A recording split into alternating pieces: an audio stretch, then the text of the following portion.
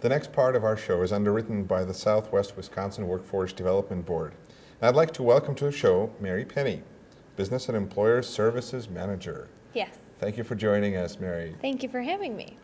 So clearly the Workforce Development Board is looking to play a bigger role in connecting employers and employees in Janesville. Mm-hmm. And now that the General Motors plant is closed, can you tell me more about that situation and how the Workforce Development Board participates in that? Sure. Well, the Southwest Wisconsin Workforce Development Board is based out of the Job Center, which is located at 1900 Center Avenue in downtown Janesville. It used to be the old Kmart. That's how a lot of people refer to it. So, right. Essentially, it's existed for a while, but I think it's going to play an even more important role with the number of dislocated workers in the area. Not only the General Motors employees, but also Lear and LSI. There's going to be Alcoa folks laid off, and a number of other displacements in the area. So it's a vital service. Basically, what happens is if employees choose to take advantage of the services that are available, they could potentially be placed in training programs, continue their education, go back to school for a variety of different professions. There's also opportunities to receive assistance with writing resumes, sending out applications, learning how to interview correctly, the correct types of employment skills that employers are looking for. So there's just a variety of services that are available, for the most part that are free or either covered through the Workforce Investment Act, which is federal legislation.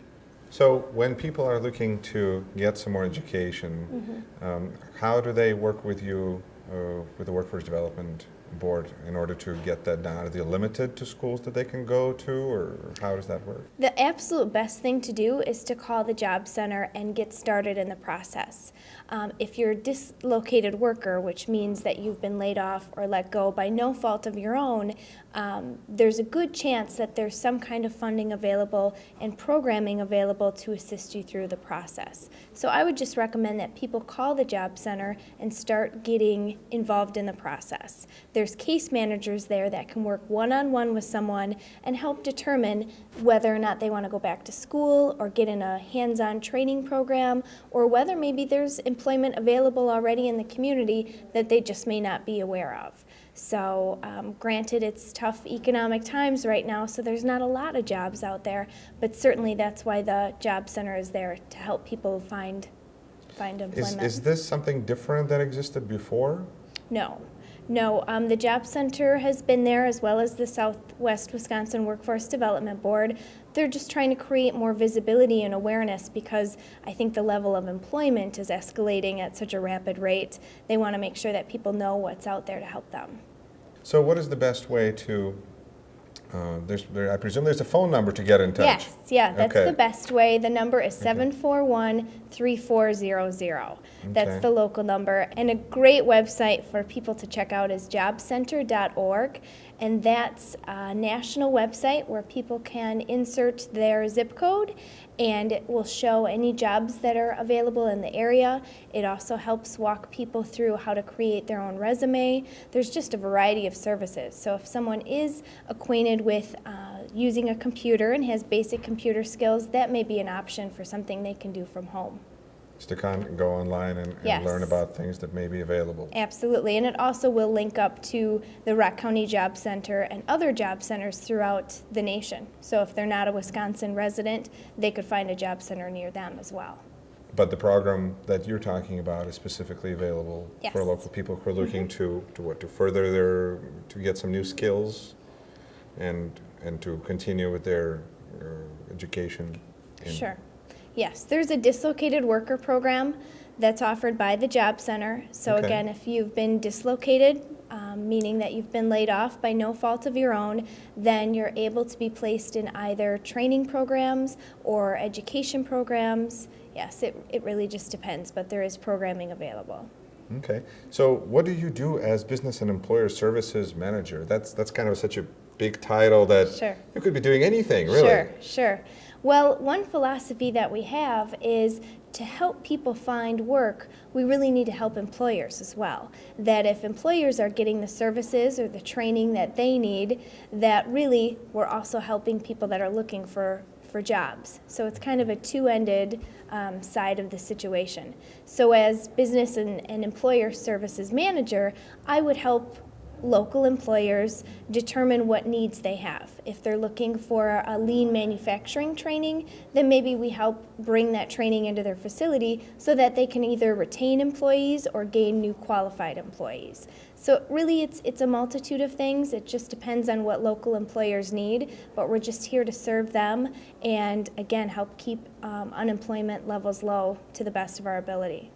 So in a way, this is clearly a partnership. Yes, absolutely. Mm-hmm. Where you're looking to work with existing employers Absolutely. and fill their needs. Yep. One thing that the Southwest Wisconsin Workforce Development Board has done is hosted job fairs in the past or employment expos.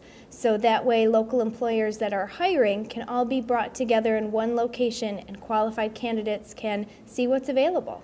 So while you're looking to find the employers who will be working with you, you're also at the same time looking at employees that may need help, and so you're hoping to be in a situation where you're putting those two people together. Absolutely. Bridging the gap.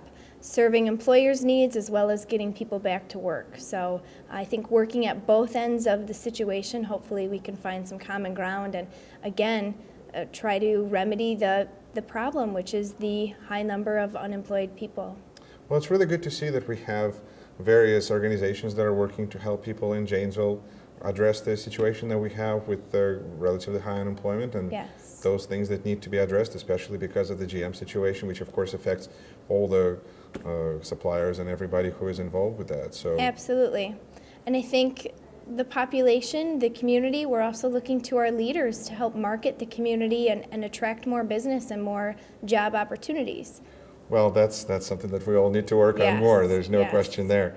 But what I also like is that you are specifically looking to train people for jobs that are available. Yes. You're just not looking to train for somebody who wants to do something. You're Right. saying there's jobs available for this industry, so that's what we're going to help you. Right. There's hot jobs that we would refer to. So trying to encourage people to pursue avenues in healthcare, in green industries, information technology, logistics, and delivery, identifying those key careers that are still thriving and still booming despite the economic climate. Well, and that's good to know because Yes. I think that it's with all the negative news, it's hard to remember sometimes that there are industries that growing, and they're not all in healthcare, although Right. a lot of them Some are. people- Right, exactly. So, and again, through that dislocated worker program, if someone's been laid off, they will help with funding for different training programs as long as it's identified as a career that's going to help maintain a sustainable living wage. So, So it has to pass some tests yes, there to there's make some sure. stipulation, and again, that's to ensure that people are going through all this time and effort to have something that's going to be worth their while.